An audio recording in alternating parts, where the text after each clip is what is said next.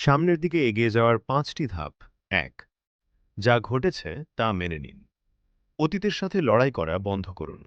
মেনে নেওয়া আপনাকে শান্তি এবং নতুন করে শুরু করার শক্তি দেবে। ২. যা আপনি নিয়ন্ত্রণ করতে পারবেন না তা ছেড়ে দিন।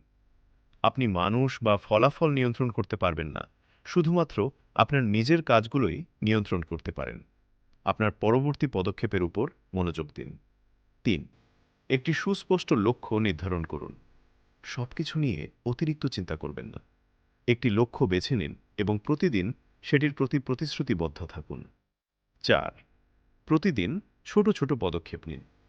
উন্নতি আসে ধারাবাহিকতা থেকে, পরিপূর্ণতা থেকে নয়। প্রতিদিনের ছোট ছোট পদক্ষেপ সমান বড় পরিবর্তন। ৫. আরামের চেয়ে বৃদ্ধিকে বেছে নিন। আরাম আপনাকে আটকে রাখে, বৃদ্ধি আপনাকে আরও শক্তিশালী, জ্ঞানী এবং অপ্রতিরোধ্য করে তোলে। মনে রাখবেন, সামনের দিকে এগিয়ে যাওয়ার অর্থ ভুলে যাওয়া নয়। এর অর্থ হল নিজেকে আবার বেছে নেওয়া।